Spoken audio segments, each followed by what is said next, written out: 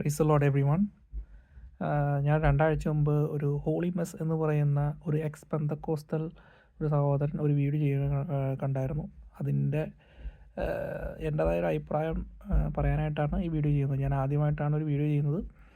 അപ്പോൾ നിങ്ങൾക്ക് എന്തെങ്കിലും അസൗകര്യം തോന്നിയിട്ടുണ്ടെങ്കിൽ ക്ഷമിക്കുക. അതുപോലെ തന്നെ അതിൻ്റെ അകത്ത് പറഞ്ഞിരിക്കുന്നത്, ആ സഹോദരൻ പറഞ്ഞിരിക്കുന്ന കാര്യങ്ങൾ, അദ്ദേഹത്തിന് കുറേ ക്രിസ്ത്യാനികളും അതായത് കുറേ പാസ്റ്റർമാരൊക്കെ തട്ടിപ്പുകാരായിട്ട് തോന്നിയിട്ടുണ്ട്. തീർച്ചയായിട്ടും ഉണ്ട്, അങ്ങനെ കുറേ തട്ടിപ്പുകാരുണ്ട്. എൻ്റെ അനുഭവത്തിൽ അങ്ങനെ തട്ടിപ്പുകാരെ ഞാൻ കണ്ടിട്ടുണ്ട്. ഞാൻ വിശ്വാസത്തിൽ വന്നിട്ട് 10-15 വർഷമായുള്ളൂ. ഞാനൊരു പെന്തക്കോസ്ത് കുടുംബത്തിൽ ജനിച്ച ആളൊന്നുമല്ല. പക്ഷേ അങ്ങനെ തട്ടിപ്പ് പാസ്റ്റർമാരുണ്ട്, അങ്ങനെ തട്ടിപ്പ് ക്രിസ്ത്യാനികളുണ്ട്. ക്രിസ്തുവിൻ്റെ 12 ശിഷ്യന്മാരിൽ ഒരാളും തട്ടിപ്പുകാരനായിരുന്നു, കള്ളനായിരുന്നു. അങ്ങനെ ഇഷ്ടംപോലെ കള്ളന്മാരും പെരുങ്കള്ളന്മാരും തട്ടിപ്പുകാരും വേല വെക്കണവരും ഒക്കെ പല കാരണം ഈ ലോകത്തു നിന്ന് വരുന്ന ആൾക്കാരാണ്. അപ്പോൾ ക്രിസ്തുവിൻ്റെ എല്ലാ കൽപ്പനകളും പാലിക്കാൻ പൂർണ്ണ മനസ്സായിട്ടല്ലാത്ത ആളുകൾ ഉണ്ട്. ഇപ്പം ഞാൻ പൂർണ്ണ മനസ്സുള്ള ആളൊന്നുമല്ല, ഞാൻ പൂർണ്ണനായിട്ടുള്ള ആളൊന്നുമല്ല. അപ്പോൾ എന്നിലേക്ക് നോക്കിക്കഴിഞ്ഞാൽ കുറേ പ്രശ്നങ്ങൾ കാണാൻ പറ്റും. അപ്പോൾ ക്രിസ്ത്യാനിറ്റിയെ വിലയിരുത്തേണ്ടത് ബൈബിളിൻ്റെ ടീച്ചിങ്ങും ക്രിസ്തുവിലേക്ക് നോക്കിയാണ്. അല്ലാതെ പാസ്റ്റർമാർ നിങ്ങളാരെ രക്ഷിക്കില്ല, ക്രിസ്ത്യാനികൾ നിങ്ങളെ രക്ഷിക്കില്ല. പാസ്റ്റർമാർ നിങ്ങളെ ഒരിക്കലും രക്ഷിക്കാൻ പോകുന്നില്ല, ക്രിസ്ത്യാനികളും നിങ്ങളെ രക്ഷിക്കാൻ പോകുന്നില്ല. നിങ്ങളെ രക്ഷിക്കുന്നത് ക്രിസ്തുവാണ്, ക്രിസ്തുവിൻ്റെ ടീച്ചിങ്ങാണ്, യേശുവിൻ്റെ പഠിപ്പീരാണ്. അതെവിടെയാണുള്ളത്? അത് ബൈബിളിലാണ്. അപ്പോൾ നിങ്ങൾക്ക് ബൈബിളിൻ്റെ ടീച്ചിങ് തെറ്റാണെങ്കിൽ നിങ്ങൾക്ക് വിമർശിക്കാം. അപ്പോൾ അതിന് പകരമായിട്ട് അദ്ദേഹം ഒരു മറുപടി പറയുന്നത്, പഴയ നിയമത്തിലെ ദൈവം ജീനോസൈഡ് നടത്തുന്നു, കുറേ ആൾക്കാരെ കൊല്ലുന്നു. ദൈവത്തിന് ഒരാളെ ജനിപ്പിക്കുകയും ദൈവത്തിന് ഒരാളെ ജീവൻ എടുക്കുകയും എപ്പോഴും ചെയ്യാം. അത് കൊലയൊന്നുമല്ല. ദൈവത്തിൻ്റെ സമയത്ത് ഒരാളെ ജനിപ്പിക്കും, ഇഷ്ടമുള്ള സമയത്ത് ജനിപ്പിക്കും, ഇഷ്ടമുള്ള സമയത്ത് ജീവൻ എടുക്കും. അത് ദൈവത്തിൻ്റെ പ്രവൃത്തിയിൽ കൺട്രോളുള്ള കാര്യങ്ങളാണ്. അതിൽ നമ്മൾ വിലപിച്ചിട്ട് കാര്യമൊന്നുമില്ല. പിന്നെ ജീനോസൈഡ് നടത്തുന്നു എന്നുള്ള വാദം, അതിപ്പോൾ നമുക്ക് ബൈബിൾ ഒരിക്കലെങ്കിൽ പൂർണ്ണമായിട്ട് വായിച്ചു കഴിഞ്ഞാൽ ഇത് കാര്യം എന്താണെന്ന് മനസ്സിലാവും. പല ആളുകളും പറയുന്നത്, അത് നമ്മുടെ നാട്ടിൽ മാത്രമല്ല, ഇതൊക്കെ പൊതുവായിട്ട് വിദേശത്തുള്ള പല ആളുകളും ബൈബിൾ അനുസരിക്കാൻ മടിയുള്ളവർ, അല്ലെങ്കിൽ തെറ്റായ രീതിയിൽ പഠിച്ച ആൾക്കാർ നടത്തുന്ന ഓരോ വാദങ്ങളാണ്. അപ്പോൾ ആ വാദത്തിലെ ഒന്നാമത്തെ ഒരു വാദമാണ് ജീനോസൈഡ് നടത്തുന്നു. എന്താണ് ജീനോസൈഡ് നടത്തുന്നത്? അതായത് കൂട്ടം ആളുകളെ മോശയുടെ ജനം, അതായത് ഇസ്രായേൽ ജനത കൂട്ടക്കൊല ചെയ്യുന്നു എന്നുള്ളതാണ് അവർ പറയുന്നൊരു വാദം. അത് ശരിയായ കാര്യമാണ്. അവർ ഈജിപ്തിൽ നിന്ന് രക്ഷപ്പെട്ട് അവരുടെ വാഗ്ദത്ത ഭൂമിയിൽ ചേരുന്ന സമയത്ത് പോകുന്ന വഴിയിൽ പല ആളുകളെയും സമൂഹത്തെയും അവർ കൊല്ലുന്നുണ്ട്. അതുപോലെ തന്നെ അവർ ഇഗ്നോർ ചെയ്യുന്നൊരു വാദമുണ്ട്. കുറേ ആൾക്കാരെ അവരെന്ത് ചെയ്യുന്നുണ്ട്, എല്ലാവരെയും കൊല്ലുന്നുമില്ല. അപ്പോൾ എന്തുകൊണ്ടാണ് ചില ആളുകളെ ദൈവം കൊല്ലാൻ പറയുന്നത് എന്നുള്ളതാണ് നമ്മൾ ചോദ്യം. അത് ഒരു തവണ എങ്കിലും നമ്മൾ ഈ വാക്യം വായിച്ചാൽ നമുക്ക് മനസ്സിലാവും. ലേവ്യ പുസ്തകം 20-ാം അധ്യായം, ലേവ്യ പുസ്തകം 20-ാം അധ്യായം 23-ാം വാക്യം. ലേവ്യ പുസ്തകം 20-ാം അധ്യായം 23-ാം വാക്യം. ഈ കാര്യങ്ങളെല്ലാം ചെയ്തതുകൊണ്ട് അവർ എനിക്ക് അറപ്പായി തീർന്നു. ദൈവം പറയുക, ഈ കാര്യങ്ങൾ, ഏത് കാര്യങ്ങൾ? ആ കാര്യങ്ങൾ എല്ലാം ചെയ്തതുകൊണ്ട് അവർ എനിക്ക് അറപ്പായ, ഈ ജനത, ഈ വധിക്കപ്പെട്ട ജനത ഈ കാര്യങ്ങളൊക്കെ ചെയ്തതുകൊണ്ടാണ് എനിക്ക് അവരെ അറപ്പായ ജനതയാണ്. അതുകൊണ്ടാണ് എനിക്ക് അവരെ കൊല്ലാൻ ഞാൻ പറഞ്ഞത്. അപ്പോൾ ഈ കാര്യങ്ങൾ എന്തൊക്കെയാണ് ഈ കാര്യങ്ങൾ എന്നുള്ളത് 20-ാം അധ്യായം മുഴുവൻ വായിച്ചു നോക്കിയാൽ അറിയാൻ പറ്റും. എന്താണ് അവർ ചെയ്തത്? അവർ ചെയ്തിരുന്നത് വെളിച്ചപ്പാടന്മാരോടും മന്ത്രവാദികളോടും പിന്നാലെ പരസംഗം ചെയ്യുന്നു, സെക്ഷൽ റിലേഷനിൽ പെടുന്നു, അതുപോലെ തന്നെ കൂട്ട സെക്ഷൽ റിലേഷനിൽ പെടുന്നു. അതുണ്ടാവുന്ന കുട്ടികളെ അവർ മഴ പെയ്യാനായിട്ട് മുളക്കിൻ്റെ വിഗ്രഹത്തിന് മുമ്പിൽ കത്തിച്ചു കൊല്ലുന്നു. അപ്പോൾ ഇങ്ങനെ ഇഷ്ടംപോലെ പിള്ളേരെ അവരെന്ത് ചെയ്യും, ജനിപ്പിക്കും. ആ ജനിപ്പിച്ച കുഞ്ഞുങ്ങളെ എല്ലാവരും എന്ത് ചെയ്യും, അവർ അഗ്നിപ്രവേശം ചെയ്യിക്കും. അത് ദൈവം 1-2 വർഷമല്ല, 600 വർഷക്കാലത്തോളം അവരോട് സംസാരിച്ചിരുന്നതാണ്, അങ്ങനെ ചെയ്യരുത്, അങ്ങനെ ചെയ്യരുത്, അങ്ങനെ ചെയ്യരുത്. ഇത് പറയുന്നത് ലേവ്യ പുസ്തകം 20-ാം അധ്യായം 6-ാം വാക്യം. ഈ 20-ാം അധ്യായം മുഴുവൻ വായിച്ചാൽ മതി അവിടെയുള്ള ജനതയുടെ പ്രവൃത്തി എന്തായിരുന്നു എന്നുള്ളത് ശരിക്കും മനസ്സിലാക്കാനായിട്ട്. അതിൻ്റെ ഹെഡിങ് ഇങ്ങനെ തന്നെയാണ്, ദുഷ്കർമ്മങ്ങൾക്കുള്ള ശിക്ഷകൾ. അവരുടെ ദുഷ്കർമ്മം എന്തൊക്കെയായിരുന്നു? ഇങ്ങനെ കൊച്ചുങ്ങളെ അവരെന്ത് ചെയ്യും, പരസംഗം ചെയ്ത് അവർ മന്ത്രവാദികളും വെളിച്ചപ്പാടന്മാരോടും ഒപ്പം നിന്ന് കുഞ്ഞുങ്ങളെ ജനിപ്പിച്ച് ആ ജനിപ്പിച്ച കുഞ്ഞുങ്ങളെ അവരെന്ത് ചെയ്യും, വിഗ്രഹത്തിന് അർപ്പിച്ച് അതിനെ കത്തിച്ചു കൊല്ലുക. അതായത് ആ വിഗ്രഹത്തിന് എന്താ പറയുക, അർപ്പിക്കുക എന്നുള്ളതാണ് അവർ ചെയ്തുകൊണ്ടിരുന്നത്.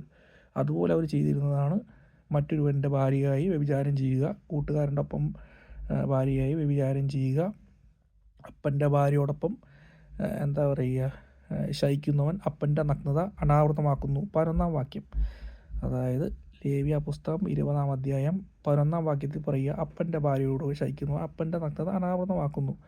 ഇതുകൊണ്ട് തന്നെയാണ് നോഹയുടെ മകനായ 3 മക്കളിൽ ഹാമിനെ എന്താ പറയുക, നോഹ ശപിക്കുന്നതിൻ്റെ കാരണം അത് തന്നെയാണ്. അതായത് അപ്പൻ്റെ നഗ്നത അനാവൃതമാക്കുക എന്ന് പറയുന്നത് അപ്പൻ്റെ ഭാര്യയോടൊപ്പം ശയിക്കുന്നത് തന്നെയാണ്. അതുപോലെ അവർ ചെയ്യുന്ന അകൃത്യങ്ങളെന്ന് പറഞ്ഞു കഴിഞ്ഞാൽ നമ്മൾ തല ചകിടിച്ചു പോകും. അതുപോലെ കാര്യങ്ങളാണ്, അത്രയും അറപ്പായ കാര്യങ്ങളാണ് അവരവിടെ ചെയ്തുകൊണ്ടിരുന്നത്.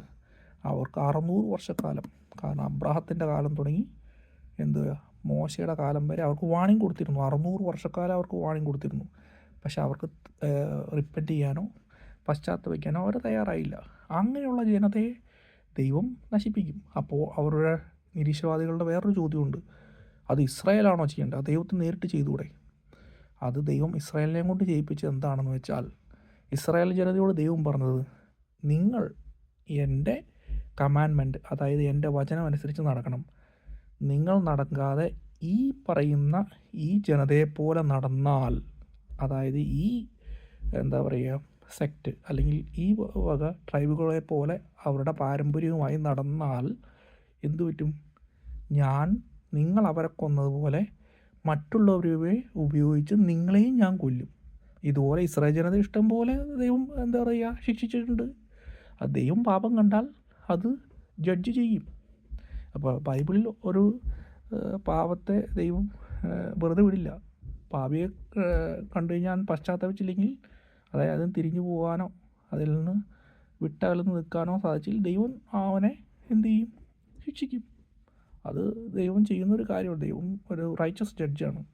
അത് ഞാനായാലും എന്നെയായാലും ശിക്ഷിക്കും, നിങ്ങളെയായാലും ശിക്ഷിക്കും, ലോകത്തിലെ ഏത് ജനതയായാലും ദൈവം ശിക്ഷിക്കും. അതിന് നമ്മൾ അസംതൃപ്തി പ്രകടിപ്പിച്ചിട്ട് കാര്യമൊന്നുമില്ല. ദൈവത്തിൻ്റെ ജോലി ചെയ്യും.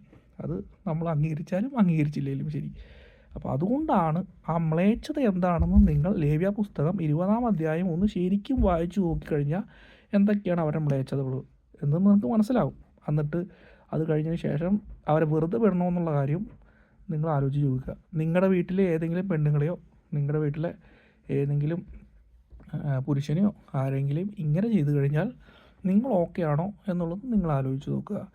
23-ാം വാക്യം വായിച്ചാൽ മതി. ഈ കാര്യങ്ങളെല്ലാം ചെയ്തുകൊണ്ടാണ് എനിക്ക് അവർ അറപ്പായിത്തീർന്നത്.